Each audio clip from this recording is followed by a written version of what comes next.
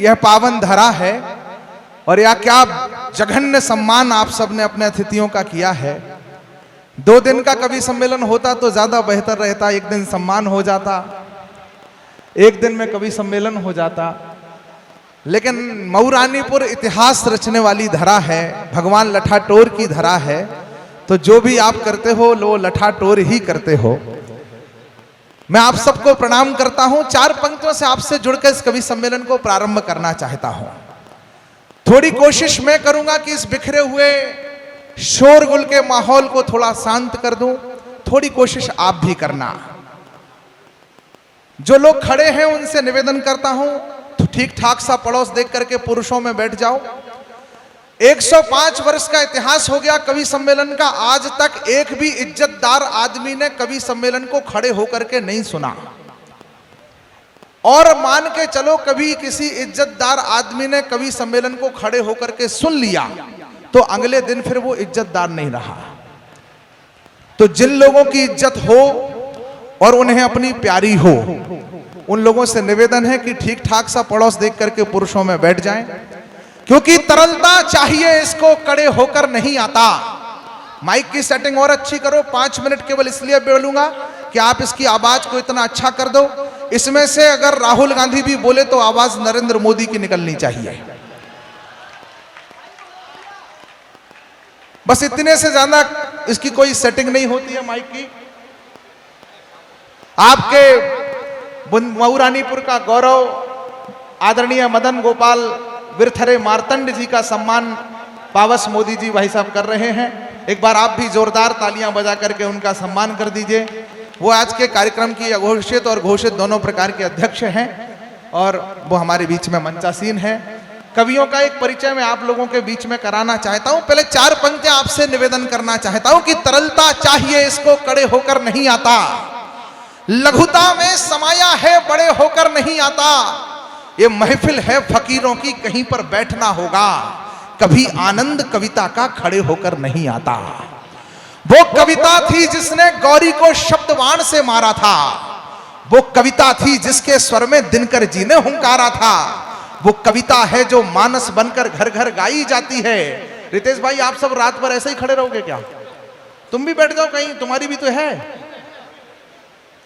बैठ जाओ, अनावश्यक कोई मत खड़े रहो, क्योंकि आपके आने जाने से सिलसिला टूट जाएगा। वो कविता थी जिसने गौरी को शब्दबाण से मारा था। वो कविता थी जिसके स्वर में दिनकर जी ने हुंकारा था। वो कविता है जो मानस बनकर घर घर गाई जाती है। वो कविता है जिसके स्वरों में आरती सजाई जाती है। वो वंदे मातरम कविता थी, सब गोरे आग बबूले थे। वो कविता थी जिसको गाकर सेनानी फांसी झूले थे। ये कविता, मुझे बता देना अगली पंक्ति पर कि ये परम श्रद्धेय घासी राम व्यास जी की धरा है। ये कविता मंदिर में जाकर गाओ तो भजन बन जाती है, दरबारों में जाकर गाओ कविता चारण बन जाती है, रंगों के बीच अगर गाओ कविता होरी बन जाती है, और माँ का स्वर मिल जाए तो कविता लोरी बन जाती है। माँ का स्वर मिल जाए तो कविता लोरी बन जाती है। भाई साहब, आप ताली क्यों नहीं बजा रहे? ये लाल शर्ट वाले, आपको भी बजानी है, बजा तो लेते हो कि नहीं? बजा के दिखाओ एक बार। हाँ, ये आसान काम है भाई साहब, चौबे जी, ये आसान काम है। कई लोग ये इतना आसान काम भी नहीं कर पाते। ऐसे लोगों के सब काम फिर मोहल्ले के पार्षद करते हैं। इसलिए कुछ काम आत्मनिर्भर भारत में खुद को ही करना है। ये आनंद आपको खुद को लेना है। रंगों के बीच अगर गाओ कविता होरी बन जाती है। मऊरानीपुर, एक बार संवेद स्वर में आज्ञा कर देना अपने बेटे को कि माँ का स्वर मिल जाए तो कविता लोरी बन जाती है। मत पूछो कविता की ताकत, ये स्वाभिमान बन जाती है। कविता ही है जो 1.25 अरब का राष्ट्रगान बन जाती है। कविता ही है जो 1.25 अरब का राष्ट्रगान बन जाती है। और एक राष्ट्रीय व्यक्तित्व परम आदरणीय पाठक जी, आपके लोकप्रिय नेता आदरणीय बिहारी लाल जी, पूज्य संत चरण यहाँ बैठे हैं, आदरणीय अशोक गिरी जी भाई साहब बैठे हैं, आदरणीय सरावगी जी बैठे हैं। आप सब बड़े महनीय लोगों की उपस्थिति है। मैं मऊरानीपुर का आकर के आनंदित हूँ, आह्लादित हूँ। आपके बीच में इस कार्यक्रम का छोटा सा प्रारंभ करना चाहता हूँ। अद्भुत माहौल चल रहा है देश में। लोगों को, जिनको हम समझते कुछ हैं, निकलते वो कुछ हैं। मैं पहले केजरीवाल को गैर धर्मी नेता समझता था, फिर जब से वो आदमी कृष्ण जी का जन्मदिन मनाने के लिए उनके मूल जन्म स्थान पर होके आया है, तब से मैं उस आदमी की इज्जत करने लगा। दिल्ली अद्भुत है, वहां पर आतिशबाजी तो बैन है, पर आतिशी को अनुमति है। तो इसलिए आज नई मुख्यमंत्री वहां पहुंची है, विनोद पाल दिल्ली से आया है। कल हमने उसे बुलाया था तो वो आने को तैयार नहीं था, बोले भाई साहब हो सकता है मैं ही मुख्यमंत्री बन जाऊं। विनोद पाल का एक बार जोरदार तालियों से सम्मान करिए, वो दिल्ली से हमारे बीच में पधारा है। आज जब चौबे जी के घर में भोजन करने के लिए गया तो भोजन इतनी देर तक किया कि चौबे जी के घर वाले अधीर हो गए। उन्होंने कहा चौबे जी को इशारा करके, बोले किस आदमी को लेकर के आ गए? तो चौबे जी ने पत्नी के मनोभाव को समझते हुए विनोद पाल से कहा, भाई साहब बीच में थोड़ा पानी पी लो। तो बोले, इन्होंने भी बड़ी मासूमियत से कहा, भाई साहब बीच आने दो, वो भी पिएंगे। तो ऐसा बहुत प्यारा सा कवि जो दिल्ली से हमारे बीच में आया है, विनोद पाल हमारे मध्य में है। उनकी काया के ठीक बगल में एक जीर्ण शीर्ण काया में एक बले जो है कायाधारी है, जिसका गुरुत्वाकर्षण केंद्र आपको बता रहा होगा कि वो कितनी देर तक, और आप उन्हें बहुत प्यार करते हैं। प्रयागराज की धरती से उनको देख करके जब उन्हें देखता हूं, मुझे दो पंक्तियां याद आती हैं कि हुए कमजोर इतने ये सनम की बेवफाई से, वावा करो, हुए कमजोर इतने ये सनम की बेवफाई से कि मच्छर खींच ले जाते हैं इनको चारपाई से। भाई अखिलेश द्विवेदी जी हमारे बीच में प्रयागराज से आए हैं, उनका बहुत बहुत सम्मान। एक बार तालियां बजा करके उनके हिस्से की तालियां उनको भी, वो आपके क्रम में आपके बीच में जीवित होंगे। हमारे बीच में जिन्हें तो आप चिंता ही हुई हो, जानते ही हुई हो कि वो अन्नू अवस्थी हैं, कानपुर में पाए जाते हैं, पूरी दुनिया में सुने जाते हैं। भाभी जी घर पे है, सीरियल में भी दिखाई देते हैं, और तमाम उल्टा पुल्टा अल्टन पलटन जहां जहां पर बवाल है वहां वहां पर अन्नू अवस्थी का कमाल है। ऐसे जोरदार जिंदा दिल व्यक्तित्व का एक बार मऊरानीपुर की धरा पर तालियों को लहरा करके अभिनंदन करिए। वो जब अपने क्रम पर होंगे तो यहाँ ठाकों की बड़ी इमारतें खड़ी होंगी, आप सब उसका आनंद लेंगे। उनके ठीक बीच में हमारे भाई साहब मार्तंड जी विराजमान हैं, जिन्हें आप अक्सर सुनते रहते होंगे। कमी रह जाएगी तो वो कल आपको घर पर आकर के कविताएं सुनाएंगे, और जो कोई कवि ढंग से कविताएं तालियां नहीं बजाएगा उसको मार्तंड जी को उसके घर पे जरूर भेजा जाएगा, एक बार उनकी तालियां कविताएं सुनाएंगे। लेकिन कार्यक्रम के वो अध्यक्ष एक बार जोरदार तालियां बजा करके उनका भी अभिनंदन करिए। इस मोहल्ले के लोग ताली नहीं बजा रहे हैं, तुम्हारे हाथ अपने ही पास हो तो तुम भी बजाओ। ये वार्ड नंबर 18, इसमें जो बीच में लड़का फंसा है, अभी पैदा हुआ है क्या? बेटा तू ऐसे तो कम से कम हो दे। मैं एक परिचय आपके बीच में और कराना चाहता हूं। इस कवि सम्मेलन का सबसे छोटा सुपरस्टार, हज का छोटा क्या है बेटा? बेटा तेरे कल पौए के काम आएगा ये, अगर मैंने ले लिया तो तू क्या खाएगा, तू बैठ जा। ये भी कवि सम्मेलन के लिए जरूरी है। कल इनकी जमानत का इंतजाम किया जाए, कौन करेगा? एक परिचय आपके बीच में करा रहा हूं। चेतन चर्चित इन दिनों पूरी दुनिया के में जाने वाला वो छोटा सा कवि है जिसे लोग हज का छोटा रिचार्ज करते हैं।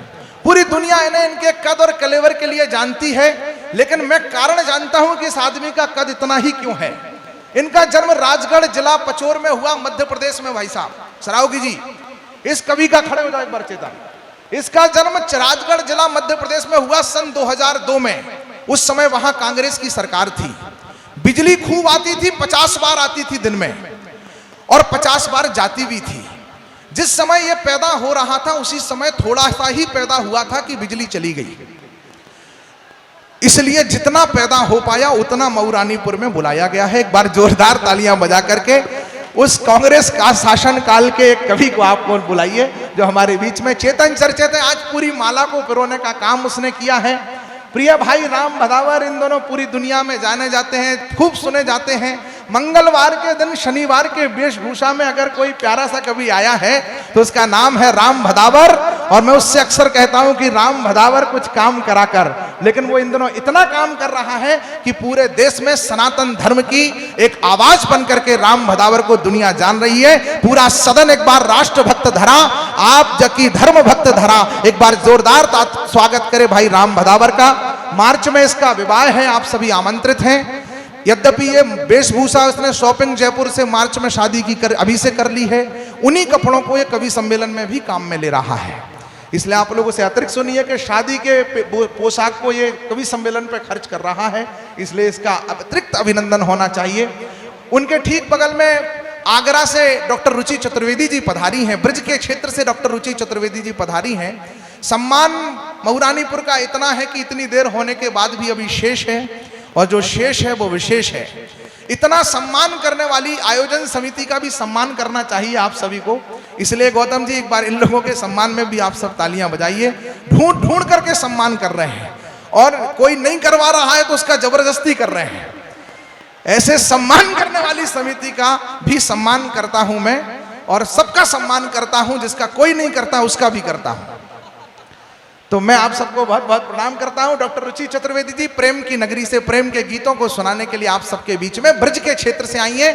गीतों का, श्रृंगार का, गीत मनोहार का बहुत प्यारा नाम है। एक बार अपने नगर में बेटियों को कैसे दुलार दिया जाता है, आप सब जोरदार तालियां बजा करके उनका अभिनंदन करें। दिलवालों के शहर से, गुलाबी परिधान में दिलवालों के शहर से कोई कवित्री अगर आपके बीच में आई है और वो पद्मिनी शर्मा है, तो बिना मेरे कहे ही आपकी तालियां उनके स्वागत में, उनके अभिनंदन में। उनको एक बड़ा वरदान मां सरस्वती से मिला हुआ है। कोई कुंवारा लड़का अगर पूरे मन से पद्मिनी शर्मा को सुन लेता है तो अगले महीने तक उसकी लगन लग जाती है। तो आप में से जितने लोगों की ना हो रही हो वो ध्यान से सुनिएगा, आप लोगों के जीवन में मंगल होगा। उनके ठीक बगल में तीसरी देवी आदरणीय समीक्षा सिंह जी कासगंज उत्तर प्रदेश से हमारे बीच में पधारी हैं। आप भी जोरदार तालियां बजा करके आदरणीय ओज का, तेज का एक बड़ा प्रखर नाम है, मुखर नाम है आदरणीय समीक्षा जी, वो हमारे मध्य में, उनका भी जोरदार तालियों से सम्मान करिए। आदरणीय दीदी हमारे मध्य में विराजमान हैं, और आपके पास अगर हाथों में थोड़ी शक्ति और आंखों में थोड़ी सी दया मेरे लिए भी बची हो, तो मैं आज की रात आपका वैधानिक व्यक्ति हूं, आपका आदमी हूं। आप मेरी औरत नहीं है, पर मैं आपका आदमी जरूर हूं। इसलिए आप सब जोरदार तालियां बजा करके मुझे अनुमति दीजिए। मैं इस कवि सम्मेलन का प्रारंभ करना चाहता हूं। एक कवि का परिचय आपके बीच में और कराना चाहता हूं, और ये हमारा भाई चुल्ली चौबे, जो सारे कवियों का बहुत दुलारा है, इसका भी अभिनंदन करना चाहता हूं। इसने कहा था कि मेरा नाम एक बार चुल्ली चौबे बोल देना भाई साहब, ताकि पूरा मऊरानीपुर आज के बाद मुझे चुल्ली चौबे कहने लगे। तो अभी कमसन है, अभी कमसन है। अच्छा भाई साहब, आपने जितनी, चौबे जी, आपने जितनी साड़ियां बेचने में जो हुनर दिखाया है मऊरानीपुर में, पूरा हुनर विधाता ने आपके पुत्र के रूप में आपको पास प्रकट कर दिया। अभी कमसन है तो महज 6-7 फीट का है, ये जब अपनी उम्र में होगा तो कुतुब मीनार देखेगा।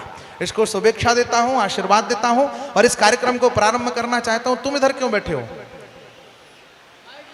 माइक लिए बैठे हो? तुम्हें भी बोलना है क्या? बैठ जाओ नीचे। तुम इतनी घूर के कवित्रियों को देख रहे हो, वो कवित्रियां इसके कारण उस कोने में चली गई, वरना बैठने की व्यवस्था बीच में थी। तो मऊरानीपुर के लोग हैं, अजीब अजीब तरीके से देख रहे हैं। मैं स्वागत करता हूं, 4 पंक्तियों से मां सरस्वती की वंदना करने के लिए आमंत्रित करता हूं डॉक्टर रुचि चतुर्वेदी जी को। देश की महनीय कवित्री हैं, क्योंकि जीवन की हर मुश्किल को वो ही आशा कर सकती है। आपकी तालियां उन्हें आमंत्रित करें कि जीवन की हर मुश्किल को वो ही आशा कर सकती है। जिसको सब नाना कहते हैं उसको हाँ कर सकती है। जब भी कोई विपदा आए उन चरणों में जाना तुम, दुनिया की हर मुश्किल का हल केवल मां कर सकती है। जोरदार तालियां बजाइए और आदरणीय डॉक्टर रुचि चतुर्वेदी जी को आमंत्रित करिए, वो मां सरस्वती की वंदना।